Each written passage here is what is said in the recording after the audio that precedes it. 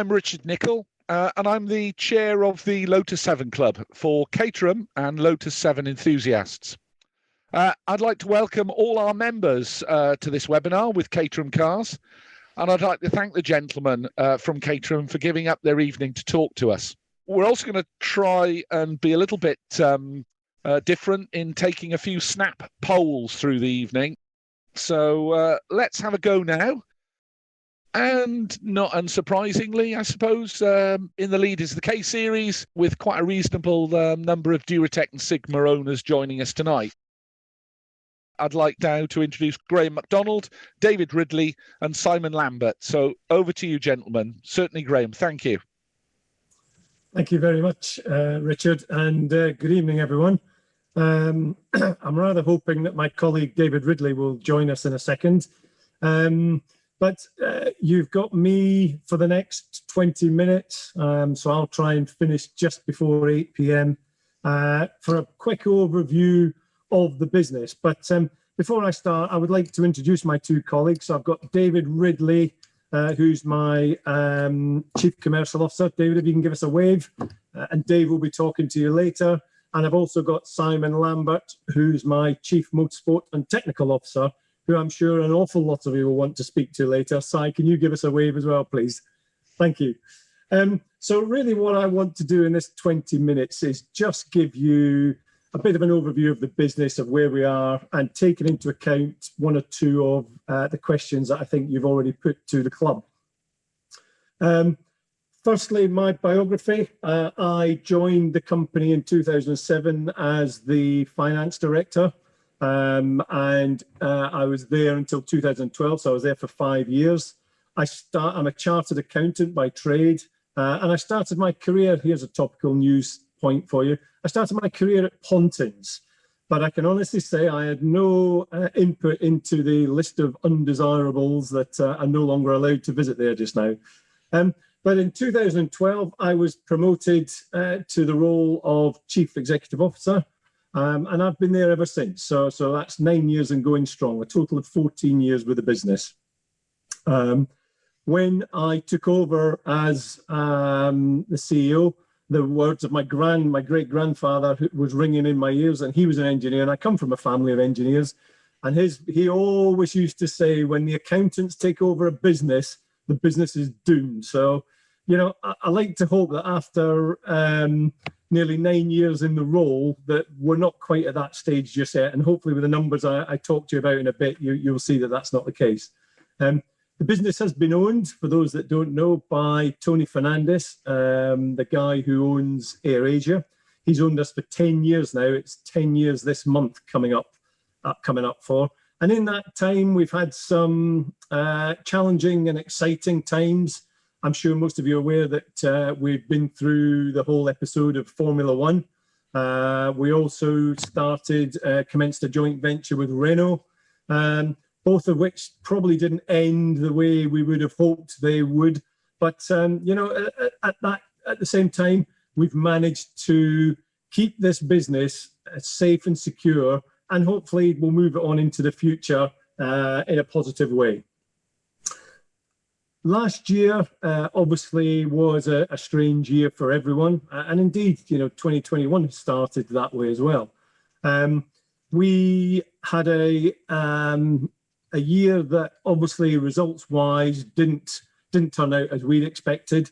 But I'm kind of pleased to say, and this maybe sounds as if I'm underachieving here, I'm pleased to say we managed to break even at an EBITDA level. And that's how we measure the business, earnings before interest, tax, depreciation and amortization. And considering we were shut down for lockdown 1, which was the best part of 2 and a bit months, where we couldn't trade at all, you know, I was quite comfortable that we managed at least to break even at that point. We furloughed out of 135 staff. We furloughed all bar 4 employees through the lockdown 1.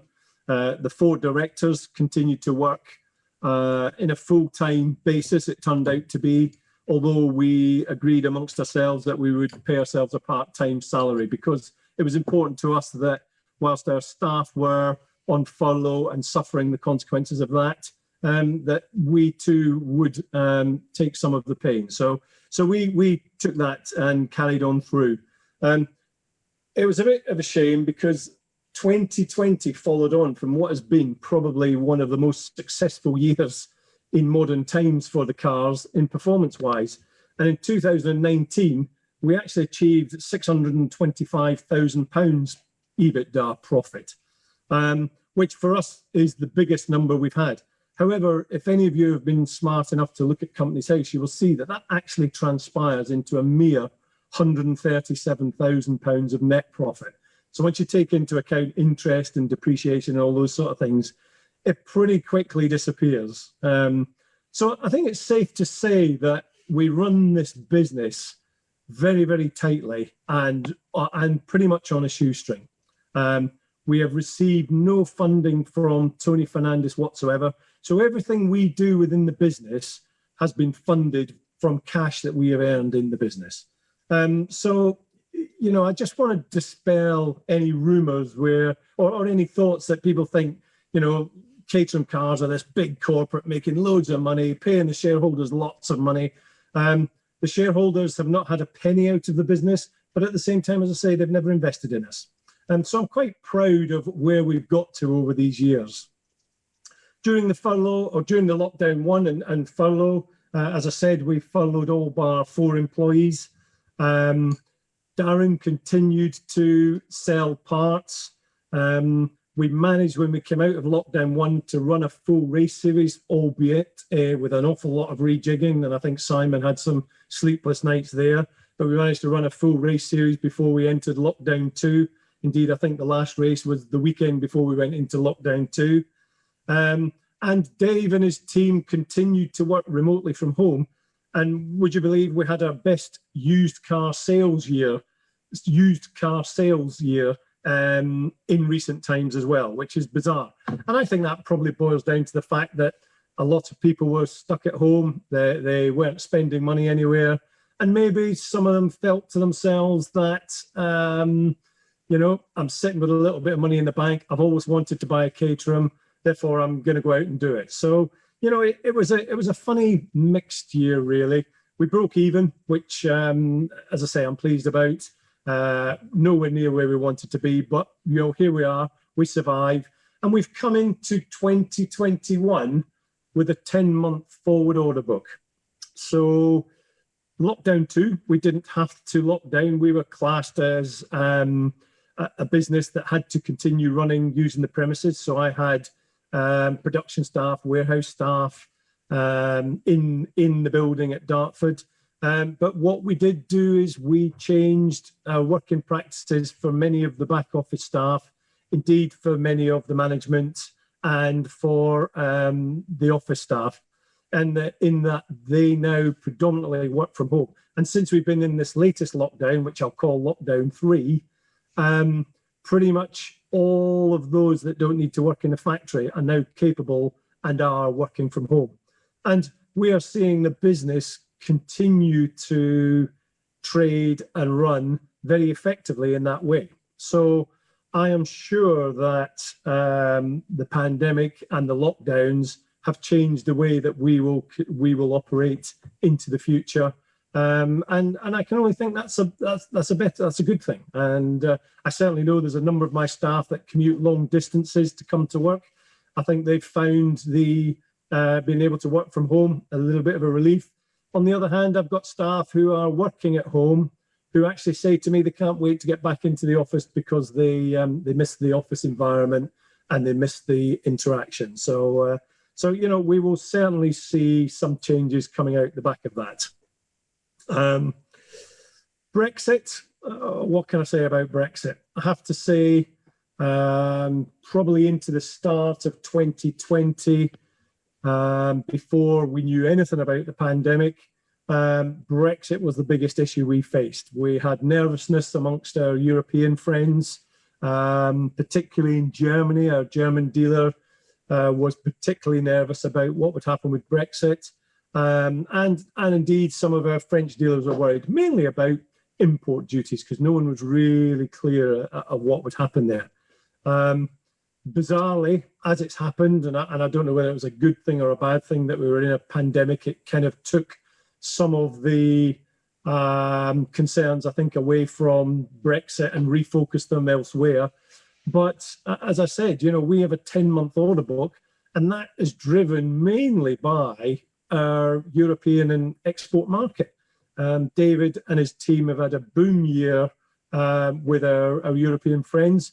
Indeed, some of our French dealers now are booking cars to be built into 2022. So the business is in a very, very positive position. Sadly, the sort of lockdown we're in just now is having, again, a slight impact on the business. We're finding that because we're all locked indoors and can't go out in our cars, we are not selling many parts, as you would imagine. We had some service work because customers can still bring cars to the service, to our service areas. However, when we had the snow and the bad weather as well, that curtailed some of those visits. But I'm pleased to say the first couple of months of January, again, haven't been as bad as perhaps they could be. And, we seem to have, I think in February, it looks like we're about to achieve budget for the month, despite being below our targets on parts.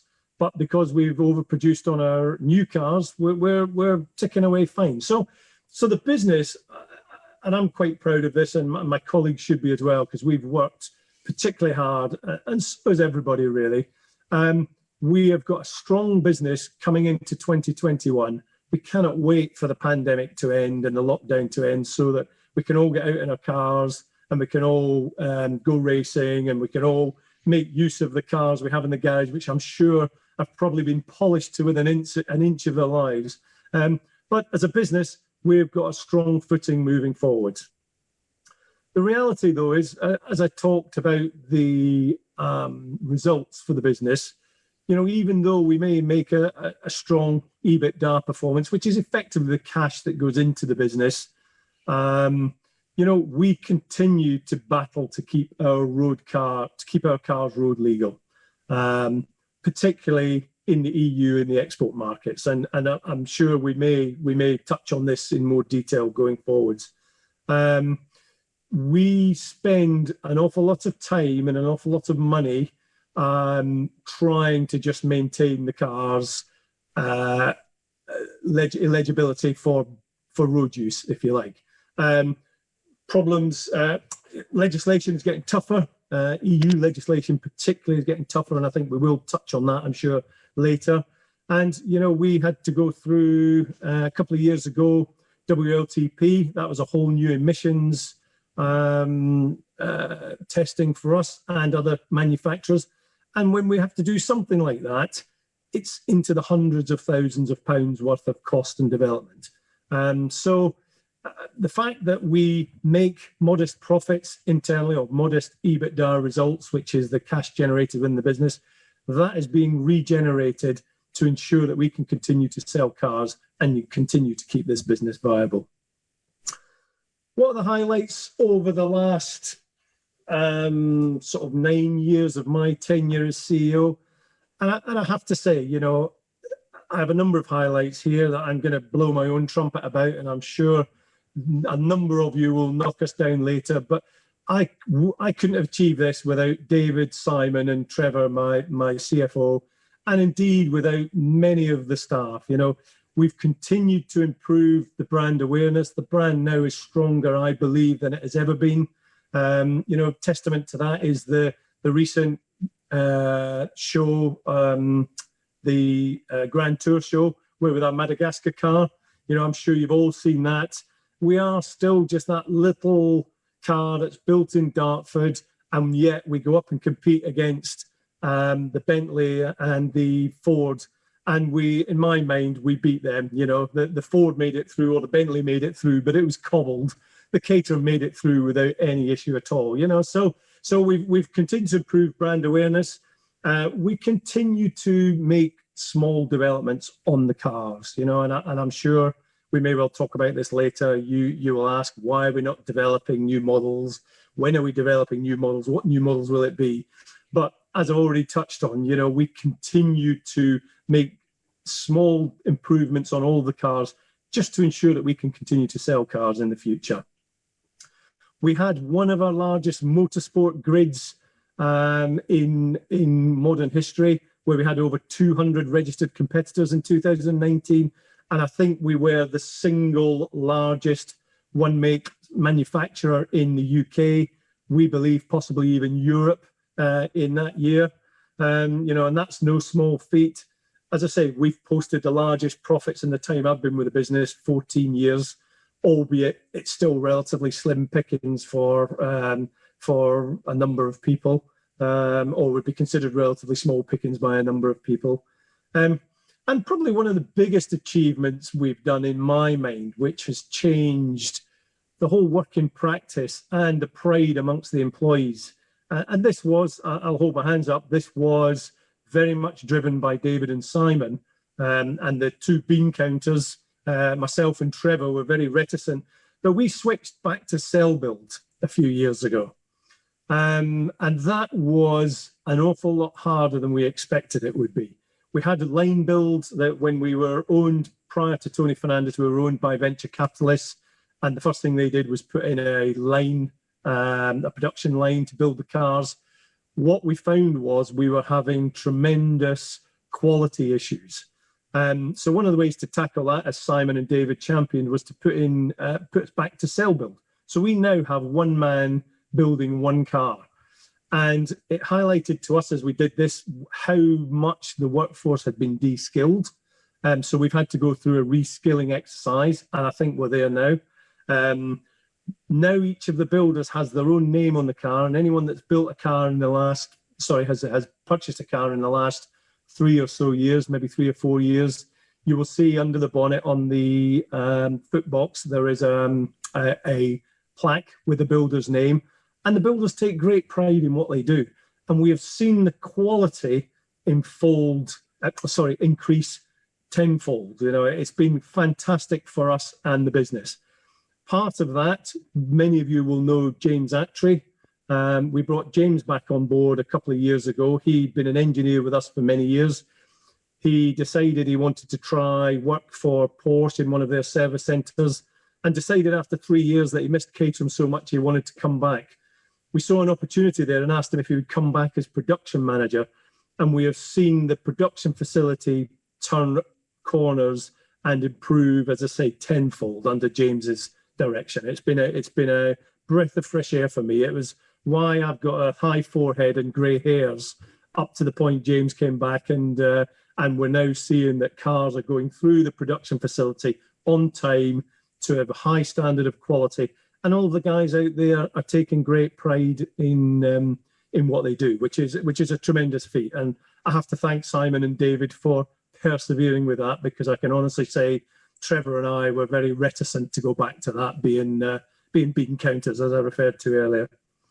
So moving on from that, what's the future for the business? I've had sight of a number of your questions, and this is going to come up later on in the evening, so I won't talk too much about it.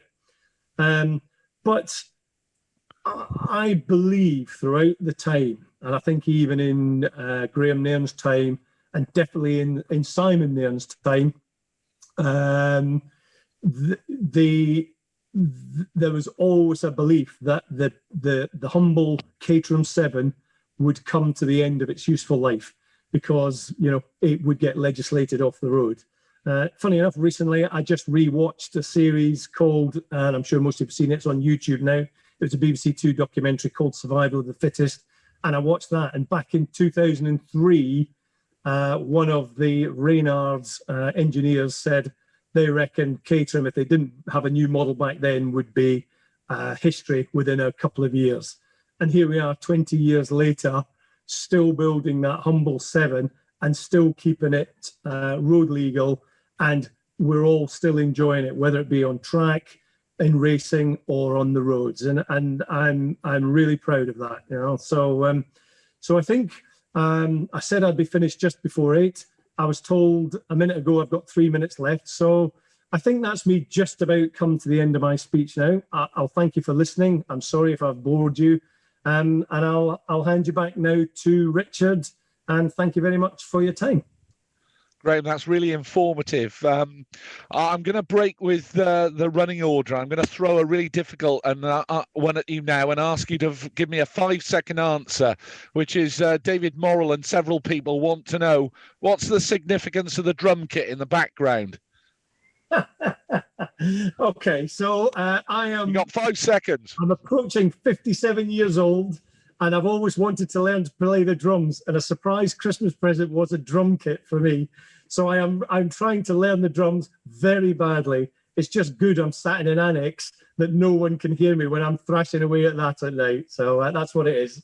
That's great. That's great. Thanks for that. And I think before we go to the questions, we've got our next poll up.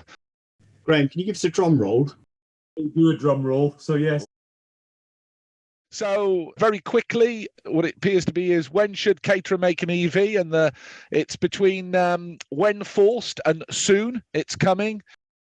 What do you think a Caterham EV would look like? Okay, shame about the noise, and a necessary evil are the two. You'll not be surprised to hear, guys, that about 40% of the questions we received for tonight were all about electric power, 2030, the long-term strategy. What's electric power going to look like if indeed we're going to do it? What does 2030 mean for you? Particularly as Graham Hayes mentioned in the Q&As, what happens post-ICE powered vehicles? So, Graham, do you want to hand this to Simon? Yes, as Simon takes the mantle of motorsport and technical officer, I think this is an ideal opportunity for me to stop talking and for Simon to start. Yeah, nicely dodged, Graham. Well done. But Stephen, I think you'll need to keep a good eye on the clock here, because I've probably got about 5 hours of material talking about EV. We knew it was going to come up. We know it's the hot topic right now. We know it's not going away. I think what's interesting is, if you looked at our position a few years ago, are you going to build an electric vehicle? We would have told you you're nuts. 2 or 3 years ago, we said, yeah, possibly, it might come.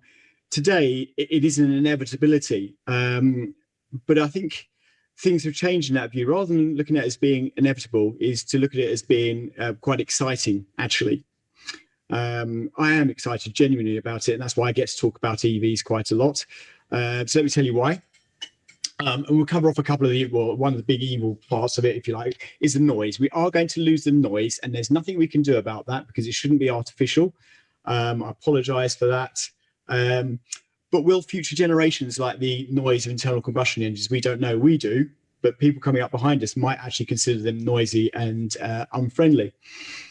But I think the general perception of an EV is often wrong.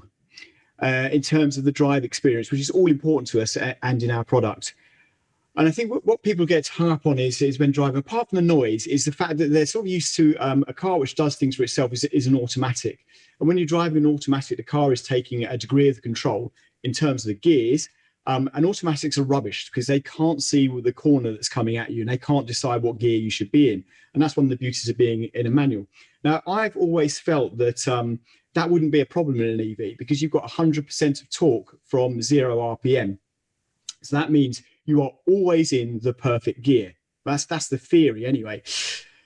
That's certainly what I felt for a few years, but I can tell you now, and you won't know this, or you're not meant to have known this, that I have track tested an EV7. It is a prototype. It wasn't one of our own. It's done by one of our partners. And I went there with high expectations, and I came away with those expectations exceeded. There was a couple of things that I hadn't really bargained on. I was right in terms of not having the gearbox there means you're in perfect gear all the time. So power through and out of corners is great. But what that does, it takes your concentration away from the gearbox and purely onto the steering, and your driving becomes all about steering, and that means your left foot's not doing anything, and it naturally goes over the brakes. And we always say that a Caterham is kart-like. It's like a big go-kart, and never has that been truer than driving an EV car. And admittedly, I only did that on the track, and I did it having an awful lot of fun, chasing down a petrol engine car as well. But it really is. You actually start driving it like a go-kart. You're using your left foot for brake, your right foot for go, and it's got a lot of go in it. And all your focus is on the steering. And I would argue that it's actually a bit more enjoyable. And I think I'd be convinced in saying that it's certainly more accessible. for people that don't drive on track very often to be able to get a much better driving experience. And certainly in my background as being an ARDS instructor as well, the thing that people really struggle with when driving on circuit is getting the gears right. It's a lot to be thinking of, and it's a lot of work to be done. So unless you are a hardcore driver and you're really focused on it, I think you'd actually get more out of driving an EV. Weight is going to be a negative. We know that, and I know that comes up every time. You know, it's a lightweight car, so how can you put stocking grade batteries in it? Because it's going to add 150 kilos to the car, or thereabouts. Yeah, that's true. That's always going to be a frustration. But there is another advantage in that, is that batteries are modular, so you can actually put those where you want them. So you can start to move the weight about in the car to replicate the drive experience you get from a petrol engine car, but you can also put the weight sort of lower down as well and spread it out. And actually you start to lose some of that weight disadvantage in the feel of the car. And certainly in the experience we had of track testing that car, you didn't feel that it was as heavy as it actually was. And let's bear in mind that compared to other regular road cars, it will still be light. You know, a 550 kilo Caterham is not a light thing. You can't just pick it up. It's heavy, but it's very light in comparison to other cars. So while there will be some disadvantages in terms of physics, they won't be that great, actually. I think they will be superseded by the benefits you get from driving an EV. So that's my thoughts on EV7. I've driven one. I think it's actually really good. I'm quite excited about it. Losing the noise is a bit of a frustration. It is very weird when you're chasing down a petrol engine car to hear that, changing gears and going through it, and not be able to hear what you're doing much above with various bits of whining and tyre noise and other things going on, all the creaks and moans that normally the engine hides. But I think probably what you want to know is where are Caterham in terms of an EV? And I think we've probably been absent in talking about that and noise in the press. And I've maintained that that's probably the right thing. What we haven't wanted to do is to sort of just jump on the bandwagon and produce an EV for the sake of producing an EV. And that is actually relatively easy. And there are any number of converters out there now that will take your Triumph Stag or your Mini or your Beetle or whatever and turn it into an EV for you. Those parts are widely available. A Hyper 9 motor, you can go and get it. You can buy various types of battery packs or repurposed Tesla packs and all those sorts of things. And people are building EVs at home. And they're fairly rudimentary. And we could do that tomorrow, but we wouldn't make a great product. And you do need to start from the ground up. And that's what we've always wanted to do, is that when we come to market with an EV, which, as I say, is going to be at some point, I couldn't tell you when it's going to be at some point, it wants to be a complete and good product. The challenge for us will be the price. And it's the price which is the most difficult part. EVs are not cheap, and they never will be. And if you look at car OEM manufacturers now and the price they're charging, we know they're expensive cars, but they aren't making any money on them. Nissan told us not so many years ago that the Leaf is there for corporate average fuel economy in America. It is a break-even product, and they are the largest EV manufacturer in the world. So there's a lot of EVs you can go out and buy now, but I would dare say that manufacturers are barely breaking even, if making any profit at all, on those cars. And that's something we can't afford, obviously. I know they know, like your Netflix model or your Amazon or Tesla, that ultimately in time they will get to a profit, and they have to be there. So sadly, if we were to launch an EV with sort of mid-range performance, you know, a bit like a 270, and that's been our target, and 60 in under 5 seconds, that's good enough for most. Top speed wants to be a little bit north of 100, good enough for a track, doesn't need to be much more. And you want about 150 miles of range, so you're looking at a sort of 40, 45 kilowatt hour battery pack in there, so it's not outrageously heavy either, and it's all a trade-off. You know, we could make it do 0-60 in a second if you wanted to go for 20 miles. It's just pointless. You're trying to find that nice middle ground. That is still going to be a 60 to 70,000 pound car to the end user. We ought to do a poll now and say who's going to buy one at that price, but we don't feel it'll be a huge market. Maybe there will be a new normal in how much car prices are, because battery prices aren't coming down very quickly. So as EVs become more and more commonplace in manufacturer lineups, we might just get used to the fact that a very basic hatch costs 30 grand, and that's the entry point of cars. But we've been used to cheap car pricing. Now, Caterham doesn't compare in that, obviously, when you compare like for like. But you look at a general run-of-the-mill car, you rock into your car showroom and see what you can get for 25, 30 grand, and it's an incredible product. You know, The motor industry is, my understanding, the third most legislated industry in the world after oil production, electricity production. We have more things to comply to than building an airliner. The cost of developing a new car is about $2 billion. It's just enormous numbers. It's amazing that cars are as cheap as they actually are. So I could go on all night, and I don't want to. I know we've got lots of questions, so I'll try and wrap up and remind myself what I can say about this. Yes, to be honest, we are engaged in active investigation in producing an electric 7. Yeah, it is coming, and we are working towards it. It won't be noisy. It won't be as light as a 7 is, but lightweight is a key goal of this. Performance-wise, we are looking at middle of the road. We don't think there's any point in making something blisteringly quick. It's all about the fun to drive. And for me, arguably, an electric 7 will actually end up being more fun to drive than a petrol engine 7, which is why I bang on about it, as Graham and Dave will tell you, that I keep making a lot of noise about it, because actually I'm genuinely excited about it. And I hope I can convince a few people, certainly those in that poll that said, no, it's a terrible thing, that actually, once you've had a go, you sort of join the revolution and find out these are brilliant. There was a question, I believe, that's come through about hydrogen power. This is difficult. Hydrogen, I think we will all agree from an engineering background or engineering point of view, is a better solution than going for a battery-powered car. Yeah. But the infrastructure for that is harder, or certainly going to be slower. And lots of things that should have been right for cars are driven by legislation, not by the engineering practicality. It's Toyota's lean burn technology should have won through. It didn't. We only have CATs really because they were legislated very, very early on. Hydrogen is still far too much of a niche, and unfortunately, we just don't have the capability or the resource to investigate that fully. As an alternative option, EV is a far more practical solution. I think that's pretty much all I've got to say on it. I mean, Dave or Graham, I don't know if you've got anything to add to that. I think you've covered it. Someone has asked the question about the Porsche e-fuel as an alternative. And we talked about this only recently, I think, didn't we? Yeah, I think these things are so niche, and in some ways they're more PR exercises. But I think we're rolling inevitably towards a battery-powered future. Certainly for the first few years, that's the easy way to get petrol engine cars off the road. So that's the one we need to concentrate on. And as I said, we don't have the resource, do we, to look at lots of different options.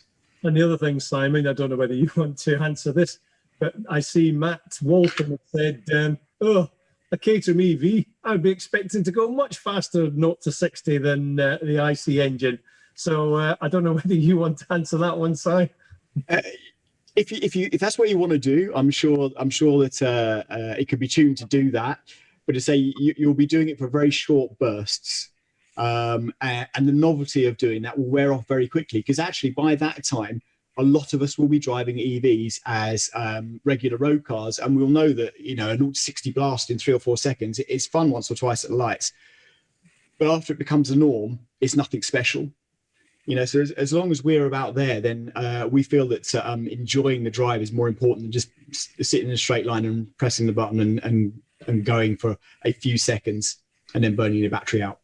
So, Simon, I was very impressed to hear you say that you're making a lot of noise about cars that don't make a lot of noise, which I'm sure the irony wasn't lost on many. But we started talking then, obviously, about new models. And along with EV, we had a lot of questions from people like Tom Price, David Haxton, Paul Manning, about the type of models that we're currently producing and what the sales are like.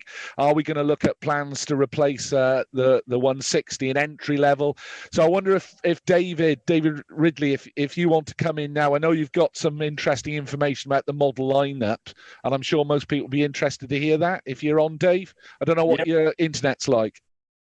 Well, I'm hoping everyone can hear me. I have to explain to everyone that I live out in the countryside, and unfortunately I can't even get broadband where I live. So I hope my technology will stand up. I mean, Richard, you asked, and I know there's specifically a question around 160. I think 160 is a fabulous product for us. I really do. And it's great shame that it's not in production right now. But the only reason it's no longer in production is because Suzuki stopped manufacturing that engine. I think there's no doubt in our minds that we would have continued with it had we been able to continue to get engines from Suzuki. But I also think it's worth mentioning a bit of background on the 160 because the masses may not know where it came from and why we actually make that model, because it's not particularly popular in the UK. You know, it's not a great seller. It does give us an entry-level car at a certain price point, but it's really driven by our Japanese importer and our Japanese market. That's why we introduced that model. And I'd have to cast my mind back to a long time ago to being in Japan with Ansar when he was with the business, and we were visiting the Japanese importer, and he actually made us go outside and drive his Suzuki Cappuccino and try that as a benchmark for what a 3-cylinder 660cc engine can actually deliver in terms of performance and fun. And we were both, impressed by this little Suzuki. And then some years later, we did manage to actually strike an agreement with Suzuki to get the engines and bring the car to production. But there's more to it than that. There is a certain class of car in Japan that's called the K class.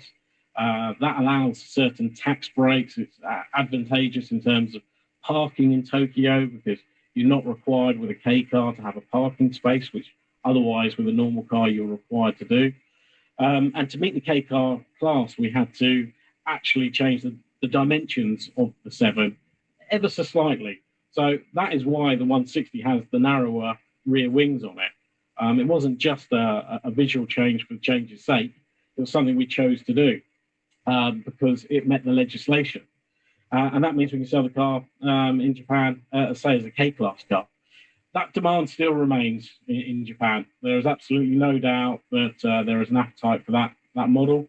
And so all I would say is watch this space for a replacement on 160. It's certainly in our mind to be bringing that model back.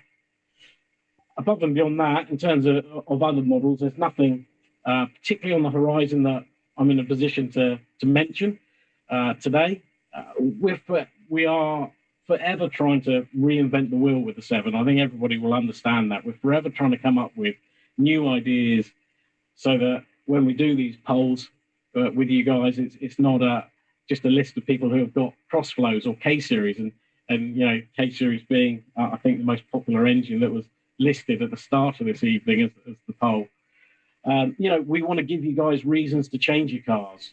So there is never any shortage of ambition to change the 7, to update it, but it is this constant evolution rather than revolution. We want to be aware of the heritage, be aware of what the 7 represents for our customers, but gradually introduce changes that hopefully are enough to make you want to pick up the phone and talk to one of our dealers and talk to the sales team and encourage you to come and have a discussion with us. So never any lack of ambition to make those changes. As Graham's alluded to already this evening and Simon's alluded to, it's the legislation that more often than not stops us coming out with new models more frequently, purely because of the resources of Simon's engineering team. They are a small team, and that on their shoulders rests the responsibility of keeping the car road legal, which is, dare I say it, relatively straightforward in the UK market. Simon would probably kick me under the table if he could reach. But in the European markets and in the Japanese markets, and then when you start to look to America for the future, it's a massive amount of work to keep the car legislated and on the road in those markets. And the split in terms of volume is, give or take, it's largely 50-50 between the UK and our export markets. So we have to look after those export markets. We have to make sure we apply the right resources to keeping the cars legal out there.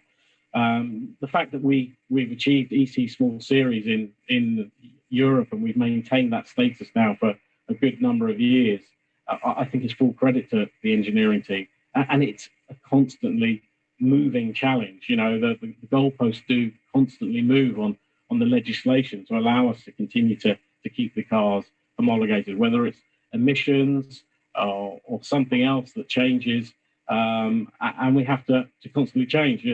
Out of the back of Dieselgate, we had to re-homologate our European range, and it's hundreds and hundreds of thousands of pounds for us to re-homologate a car to be legal in Europe. And I think these are the unknown challenges we face that perhaps people don't understand, they don't see. But this is why Simon and his team are more often than not headlong into keeping the car road legal, rather than working on the all singing, all dancing new flagship model that, let's be honest, we'd all like to see. Those are the exciting cars we all want to be working on, we all want to be developing. They're the headline cars, but it's just simply not always possible. Simon knows if I had it my way, I would have 2 new models every year. That's what I'd like, 1 in spring, 1 in autumn. That would be nirvana for me, if we could work on that basis from purely a PR perspective, a marketing perspective, to have 2 cars to communicate about. But we've never been anywhere close to that. And I don't foresee that anything's going to change unless there's a Euro Millions winner out there who's suddenly going to come into the business and chuck millions and millions of pounds at us. Otherwise, we have to be conscientious in our decisions about making sure that the cars are available for the markets where the demand is.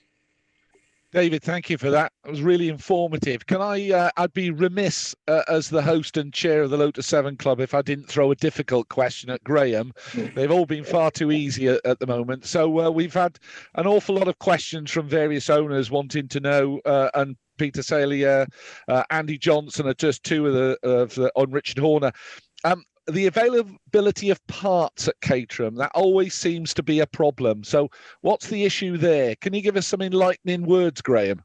Of course. It's all going to be perfect, of course. It's all going to be wonderful going forwards.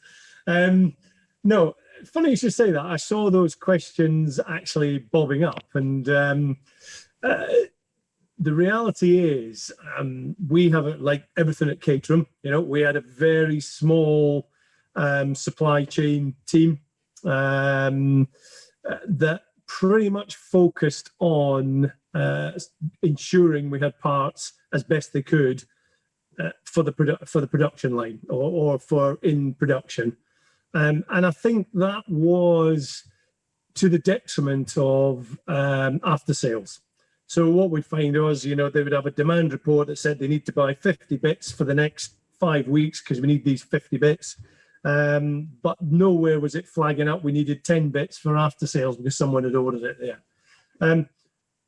As well as that, we do have a number of mama and papa engineering firms, small businesses that supply us, that actually struggle to keep up with demand. We're building 10 units a week just now, and I saw a question come up from Ross saying, has demand and lead times changed? Well, demand has changed because we are about to increase production probably by the summer. We've decided to do it gradually. In the summer, we're hoping to go up to 12 units a week. Now, that's only 2 cars a week, but that's a 20% increase in our production capacity. So we have a strong order book and everything else. What we did as a team of directors and executive, we realized our weaknesses in supply chain. And a little over 12 months ago, I think it was about 14, 15 months ago, I recruited head of supply chain, a very good guy who's come in from Brompton Bikes, who I'm sure most of our listeners will know about, especially those that commute in London. I'm sure they'll know about them. And he has come in as our head of supply chain now. So he looks after the team that procure for the production line, but he also works alongside Darren on the after sales to look at his procurement. He's trying to get a system in place whereby we have total visibility on demand. And he's also part of his remit is to find new suppliers and resource parts from new suppliers, which will give us guaranteed supply. Because there's nothing worse than having 10 cars in build and one of your suppliers can't supply a widget because they've had somebody off sick, or as we found through the pandemic, someone had self-isolated, and therefore they couldn't produce any parts this week, but we'll get them next week, So So we are aware of that. We know it's been an issue in the past. We have done something about it. It's not going to happen overnight, because trying to find suppliers to supply parts that we already have and that maybe we've been supplied for the last 20, 30, 40, 50 years, it takes a little bit of engineering time and resource. And again, Simon will tell you, it puts yet more resource on the engineering department, because all of these need drawing and put into CAD. So yes, we recognise our weaknesses, but we've done something about it, and hopefully we'll start to see the benefits. No, that's great. Thank you, Graham. And I think at that point, I'm conscious we're just tripping a little behind time. I'm disappointed to hear you've already got a supply chain specialist. I was just sharpening my CV then, but I clearly was too late. But in that respect, let's go to another poll before we go to the online question. What does the Caterham brand mean for you? Maybe not surprisingly, the majority say Caterham means fun, followed, of course, by the fact that it's British, and heritage. I think what that prompts me, Graham, whether yourself, David, or Simon want to take this, is clearly quite a lot of people associate Caterham with British. Is that a significant element for you? Is that vitally important, or do we see Caterhams being built overseas at some point? No, I think there's two things there. They see the importance is British and fun. And, we firmly believe that our product should be fun. And I'm glad to see that our audience tonight agree with the direction we're trying to take the product. And Britishness, yeah, it means a lot to us. I did have a debate with David a couple of years ago when we started putting into our promotions made in Great Britain, because David wanted to say made in England, and I with my hometown being my hometown's in England, but that's another story. with my accent, at least I had to say it's got to be British. And I think we will fight to keep it in Britain if ever that were to change. And actually, I don't think there's economies of scale for 500 odd units a year to move it to wherever it may go. So certainly British is on high on our agenda, and as is the fun as well. Maybe one that David, for yourself, is I noticed that a couple of people are asking, is the 620R going to be the pinnacle of the Caterham, the heritage? Will we ever see anything more powerful than a 620R? I think we always want more power, don't we? That's what we all want, surely. But I think in reality, will we see a more powerful 620, a more powerful 7 than the 620 in its current guise? Probably not. And by current guise, I'm thinking of the suspension setup, which probably leads into the next part of that question when people are asking about other suspension systems and so on. I have long, personally, this is a personal opinion, been a big fan of the CSR ever since its introduction, of which I was around for, and I thought the CSR was a fabulous product at the time, and one that still has merit to this day. Again, very similar to the Suzuki situation. The CSR only stopped production when it did because we were unable to get Cosworth any longer. It's as simple as that. It wasn't that the demand drived up for the CSR. And I will tell a little tale here, and again, Simon may kick me under the table for this, but I walk around with my folder with a product portfolio for another CSR product that's dated from 2011, which is essentially a CSR with a new engine in, and something more focused around a Tourer spec, more of a GT type Caterham. And I think that's where the CSR model would sit perfectly for us. So I'd love to see the CSR back when Simon gets around to it, and his team, when they're not fighting fires, trying to find new suppliers, trying to keep the car alive for whatever other reason, then absolutely there is an appetite within the business to see the CSR chassis back. And who knows about IRS? We're certainly aware of the benefits that it would bring to the smaller chassis platform, or indeed even an SV chassis. if we're going to see more power, it makes sense that something was done with the suspension to support that. So I think we all accept that with a 620, you are into the law of diminishing returns with power. I think anything over 200 horsepower, we internally reflect on and say, well, you know, you're actually overpowering the chassis at anything above that 200 horsepower. But there is demand for high power sevens, and the 620 over the last 7 or 8 years that it's been around for us has been one of our strongest sellers. Only really second in the UK to the 420. So just following on that theme, while I've still got you, let's take the other side of it. In that, when will I be able to buy my 7 in Madagascar spec? Wouldn't that be great? And are you ever going to do a Nomad competitor? Because quite a few people have asked that. Yeah, you know, like I say, hand on heart that Simon and I were talking about doing a Nomad prior to Ariel doing theirs. Yeah, again, we often discussed that and thought it would be a great thing to do. It's a really niche, low volume opportunity. Do I think we'd sell it? Yeah, I think we would. I think off the back of the Grand Tour, the number of inquiries that we had show me there is demand for that type of product. Are we working on it? In truth, no, we're not. Other more important things that are taking Simon's time and the demands of the engineering team at the moment. So I'll jump in there. Yeah, I'll jump in there because what you say is a really relevant point, and I think I'd just like to sort of make it, if you like it. I think we're often seen as resting on our laurels and just sort of staying flat and not having done very much. But actually, there is no shortage of ideas within Caterham, and there are countless products that we'd like to do. You know, we're not blind to these. Some of these things you think might be obvious. Why haven't we done that? We sit here going, why haven't we done that yet? But we know the answer is literally, we are a very, very small company with very limited resource. And unfortunately, I've got a great engineering team, young guys, mostly some. Our engineering manager, George, he did his university placement with us originally and went away into the big wide world, came back. You know, people love Caterham. They're very proud of the work they do. And I really feel sorry for the engineers because they have to come to work every day with a metaphorical fire extinguisher and deal with all those things before they can get to the more exciting things. So we like hearing about Dave's new product ideas, which we hear about Tuesdays and Thursdays most weeks. And now it turns out in the evenings as well at my house. We want to do them. We definitely want to do that. And there will be more things coming, that's for sure. So, yeah, we haven't run out of ideas. We're not resting on our laurels.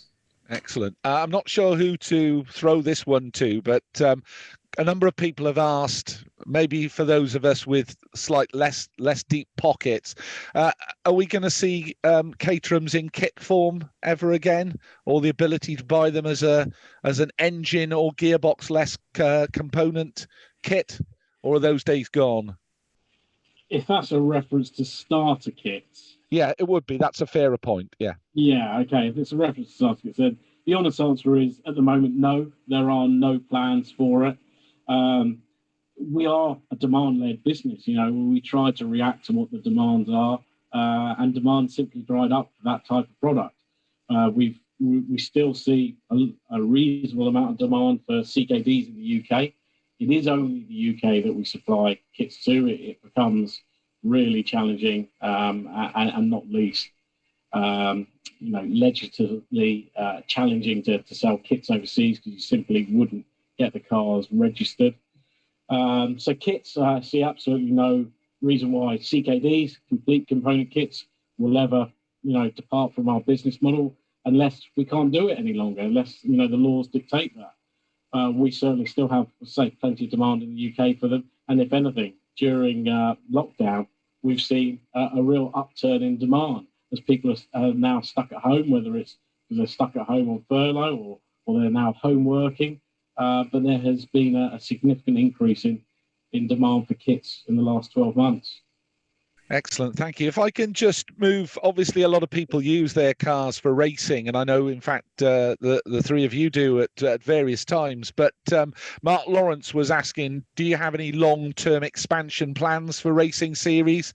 Or as he says, do you think your racing series have now hit the sweet spot? Okay. So we always want to expand. I wouldn't necessarily think they've hit the sweet spot. We think there is room for growth. In fact, we have we have sort of plans for growth, if you like, ideas in the background of what we can do. We operate a very different motorsport model to most manufacturers. Most other car manufacturers will have a big marketing budget behind it, and they'll run a small grid, and everything on that grid costs an absolute fortune.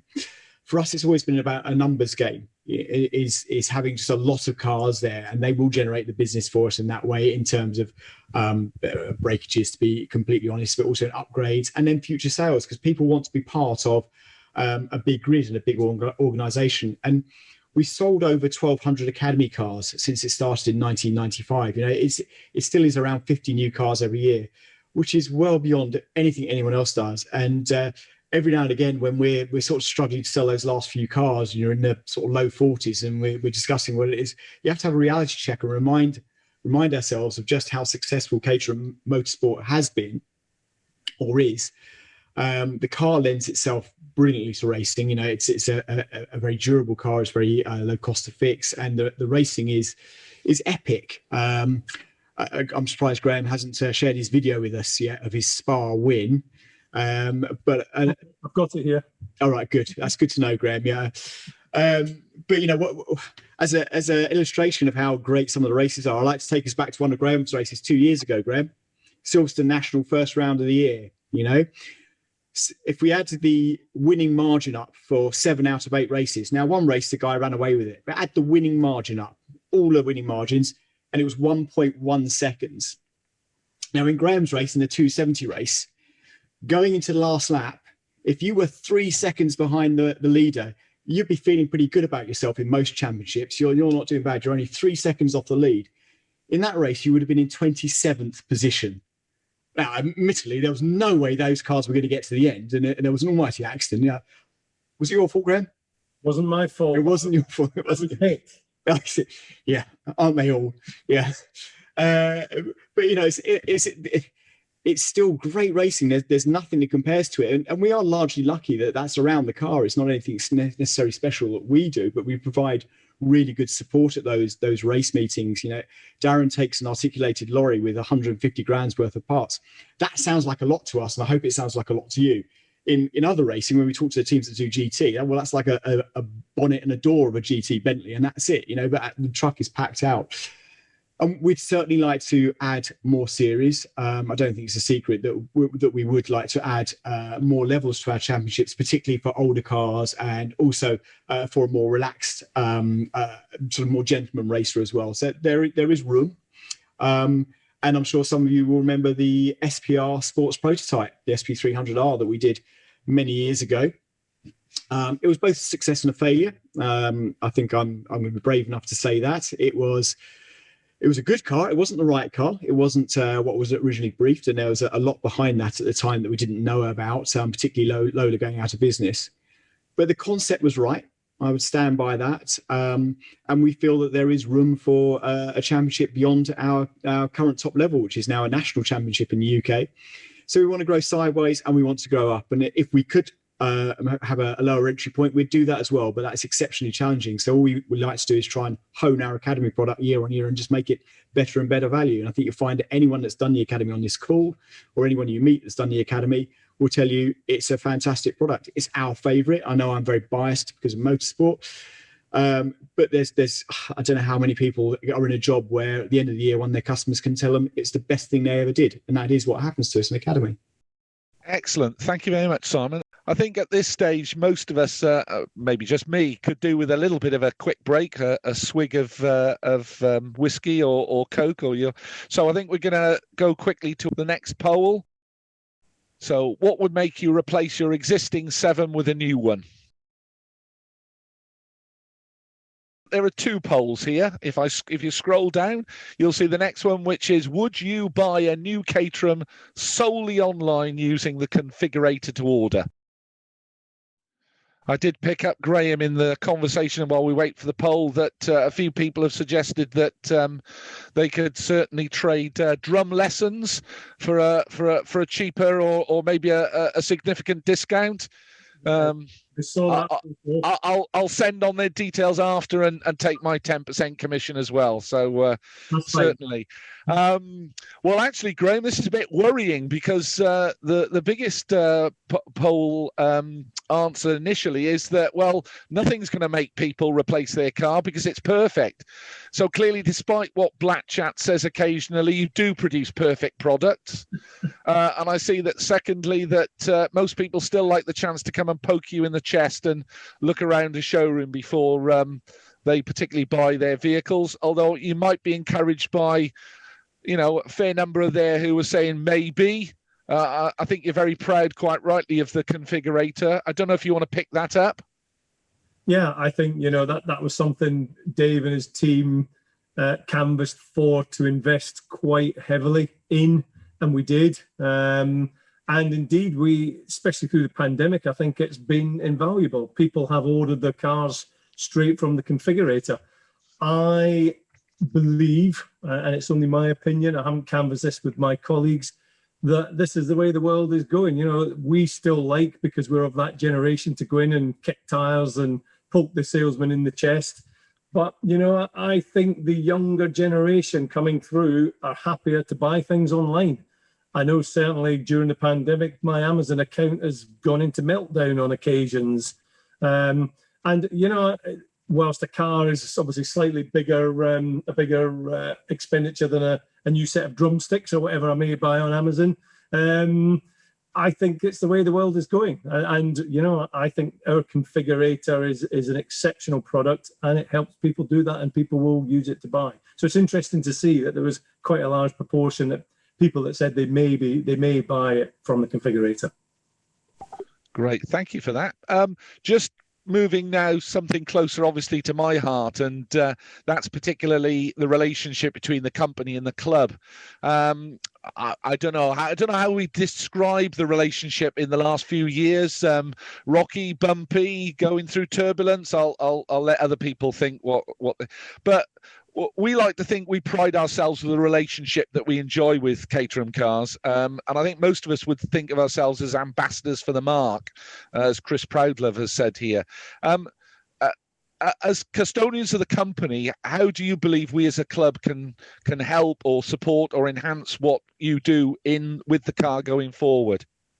Yeah, I think, you know, you guys, what you do just now is great, because I think, as you said there in that poll, Richard, the majority of people won't change because they love the cars. And I'm sure when you're out and about and you get admiring glances, you big up the 7 with a beaming heart and a beaming smile. I'm sure that's what happens. Yes, we won't go over all ground as to what happened between ourselves and the club, but we distance ourselves specifically after the 60th anniversary in 2017. And we won't go back over that. But, you know, there's one sticking point, as far as I'm concerned, that stops us forming closer relationships. And, you know, and it won't come as any surprise, but it's around the name. Okay, we've said this before to previous chairman, and we'll say it again. The sticking point for us is, whilst I know a lot of your customers, a lot of your members will be driving Lotus 7s and like to refer to it as a Lotus 7. You know, I think we have owned the business now for 48 years. Caterham Cars have been in charge of the business. Before that, Lotus had it for 16 years. So it's been a Caterham 3 times longer. And in some ways, the things that grate with me, and I know I think I'm not speaking out of turn with my colleagues, it's like Porsche promoting the Ferrari Owners Club. You know, Lotus is a direct competitor to us, and we've got nothing against Lotus. You know, interesting to see, you're probably all aware that they've got a new managing director, Matt Windle. Matt used to work for me at CTI after he left Xenos with Ansar. He went to CTI as one of my employees, and I know Matt very well, and we have a great relationship. Indeed, Lotus are doing some homologation work for us just now, so we have a great working relationship with them. But where I think there will always be a stumbling block with us in the club is around the fact that you are promoting a competitor of ours, a fellow brand in the Lotus mark. And I would be interested, I don't know whether there is a poll, but I would be interested, if ever we do this again, if there's a poll to find out how many of your members drive a Lotus 7 compared to how many drive a Caterham 7. So you know, it's an interesting point. Would love to foster relationships, but it's very difficult when you're actually promoting a competitor of ours. And thank you, Graham. I really appreciate your honesty and directness there, and I'm just conscious that maybe I've upset you with what I've been wearing tonight. That wasn't my intention. And in fact, your offer to provide as a prize a 620R to the most inventive person who puts in the poll, that is, we'll run a poll for club name change, and I'm sure that we can offer a fantastic prize. I'll talk to you later about that. Moving swiftly on in that case, in terms of honesty from our side, we got quite a few questions obviously about technical issues, and Simon has spoken earlier about the frustrations and the legislation. One of the things that's been well known on our forums has been an issue or the observation on overcooling on the 620R, and I think Keith Williams was saying, is there going to be an official solution, or whether there's anything you can help us with on that particular technical issue? Graham, this one's for you, yeah? To be honest, we recognise that there are weaknesses in the cars in several areas. And I said, you know, they frustrate us. I think sometimes from the outside, it's easy to look at Caterham and that we don't care. But actually, you look at us, we are all enthusiasts, you know. Graham's racing is, I would arguably say, too much of an enthusiast, and we hear an awful lot about it. You know, Dave's been through the academy and races. I have a 420R down in the garage, which frustrates me. I don't get out enough. We live and breathe our brand. It's not just a job for us. So when we don't do things as well as we think they could, we get really frustrated by it. So I'm acknowledging that there are things that could be better. And a 620 cooling set is quite an interesting one. The 620R as a car was put together in a ludicrously short time frame, one we wouldn't dream of now, because what we put out now is a far more polished product and development program, done in 2013 to meet a goal. The cooling system for a 300 horsepower engine, it was something that just put the fear of God into everyone, because cooling had always been a weak point in the car for some years previously, and it had caused us untold problems. And we went to town in about 2010, 2011, on the cooling system for the race car. I was an active part of that. I did the dev driving, which meant I did something like 800 laps of the Millbrook Bowl, which might sound interesting. On the first one, at 130 miles an hour, which is what we were doing just flat out the entire time. It's very, very exciting. Second one, a little less exciting. And by about the fourth one, it's the dullest thing in the world. Yeah, and you do that, and it takes a minute to get around. You do it 800 times, you know about it. And we developed a cooling system which was really, really efficient for racing. And so what we did with the 620 was we sort of upped the spec of that a little bit and stuck it in there, knowing that that is going to cool the car, and it's fantastic. What no one expected at all was that it would overcool the car significantly. It's been left that way, if I'm honest, because we don't see any issues with it in terms of longevity of the car and durability of the product. Is it ideal? No, it's not. It's definitely not. And I know it causes frustrations, but we would have to add it to a list of 400 frustrations that we do need to get round to. And as Dave said, you know, we are a product-driven company, and if we stop doing these other things, we'll stop making cars, which stop us making money, which means we can't get around to these problems. But there is a real drive to do that, and there's probably lots that have been improved that you've not really noticed. You know, they're not going to shout about them either. 620 cooling happens to be one that's sort of made to the top of the pile for various reasons, and a solution to it or an improvement is coming. It will be an improvement, and it will be made available to people that want to add it to their cars. We've got to do some testing. You know, this is something that you see on the forums quite a lot. You know, legendarily, that Caterham leaves its customers to do its testing. No, that's not right, is it? You know, we want to be in a position where we're sort of signing off properly validated product. but trying to do things properly means it takes a lot longer to do these things as well. So we just ask for people's patience, really. But I think one of the questions that's come through in the meantime, which if you don't mind me jumping to, Richard and Graham and Dave, I'd like your thoughts on this. Someone has asked whether there is some kind of forum for club members to talk about ideas and suggestions. I genuinely think that's a really good thing, actually, because we don't have that communication. And actually, it could be sort of a self-policing thing. If someone pops up on a forum somewhere and the club has its own forum, it can do this far more easily in Caterham than it can. Every car should have pink rear wings. It's not going to carry much weight, but it's a bit like the Legos ideas competition that got that thing behind me to market. You know, if someone pops up an idea and says, you need to do this, guys. I'm trying to think of an example, but I can't think of a good one at the moment. Your wheels should be a lighter grey. I don't know. And then you just get comment after comment saying agree. And it sits at the top. You know, we're going to take notice and understand what our customers want. It would give us a forum for talking to people or understanding what problems drive you nuts the most. Because, you know, we asked the guys in the factory, right, today, what are the 10 worst problems? All of them. Graham, Dave, I know I've sort of gone off at a tangent there. I don't know if you want to chip in. I completely agree, Si. You know, I think getting feedback directly from customers who are living with the cars, you know, would be a fabulous thing. There's some way of facilitating it. And if this comes from, you know, this evening, if that's one of the action points that comes out of it, then great. Yeah, I totally agree. You know, it seems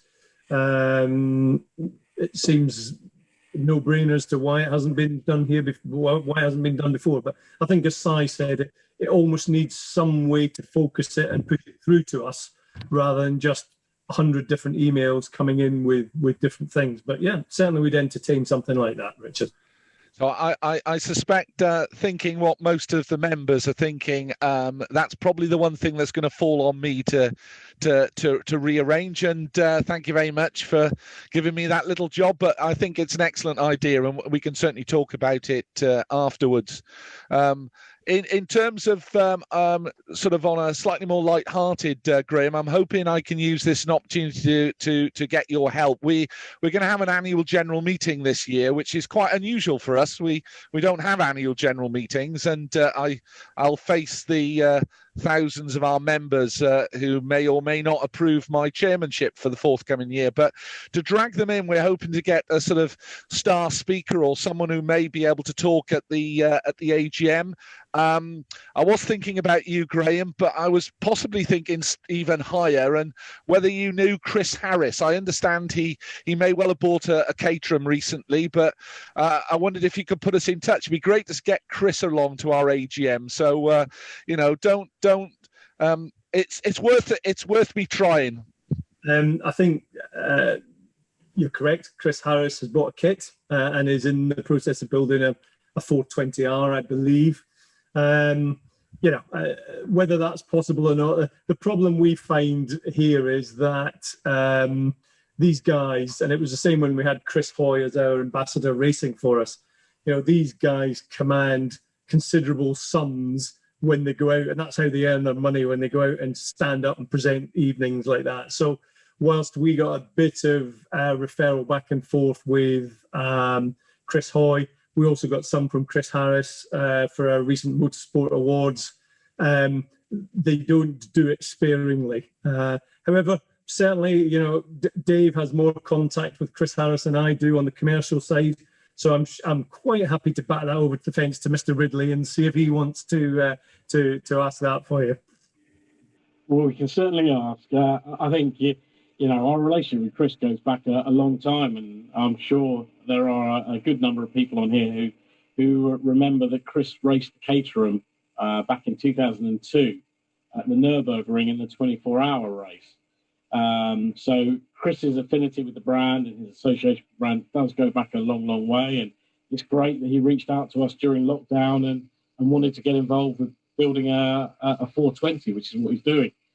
We'd like to do a little more with him as well. It'd be great to see him racing back with us. So there are certain conversations that are going on. And it'd be great to see him in a Caterham race car again. But we can always ask the question, Richard. That's great. Graham, David and Simon, I'd like to thank you again very much for taking your evening out to talk to us. As I said at the start, we literally had hundreds of questions. I'm sorry we've not been able to answer all of them, but really I think we've covered the majority of the issues, from the light-hearted to the serious to the slightly contentious, and we'd be very keen to see you individually or as a group back. I'm sure there's a lot more we'd love to drill down in terms of EV and various other things. So, the invite is always there for you. I'm going to pick up, because obviously in summary, I'm going to pick up on something I think, Simon, you mentioned earlier, and I think it's quite important, which is what's really come through this evening is we are all enthusiasts. As you said, Graham, I mean, I know you run the business. By heck, you have to worry about the bottom line, but we're all enthusiasts. You love the car as much as we do. I'd argue in some cases maybe more passionately than we do. And I think that's come across tonight, and I appreciate that. And we are all enthusiasts. We'd like to see you out with the club. There's an open invite, as you know. And if we ever get out and get back in the cars, and I'm sure we will this summer, it'd be wonderful to meet you face to face. And the same with Simon and David. You're always welcome. Finally, this has taken 5 weeks to put together since Martin Phipps sort of told us the great news that you were willing to meet with us, and fair due to Martin for brokering it. I'd like to thank Michael Calvert, John Martin and Stephen Hubbard working behind like a swan. It's all gone gracefully, or I think it has, but we've been paddling desperately below the surface. But most of all, I'd like to thank all the members who've dialed in this evening. As I say, around 10% we think of the club internationally and nationally are on this call, which is not bad for the first time, and hopefully they'll be encouraged to come back. So again, we'll take everybody's feedback. I've got a couple of things I need to take away from tonight, and I think there'll be some really positive things that we'll all see as a result of the last hour and a half. So I'm going to close it there, ladies and gentlemen. Thank you all for your time. Stay safe. Go back to polishing the car, and let's look forward to getting out sometime in the summer. So thank you, and good night from me to everybody. Good night. Thank you. Good night. Good night.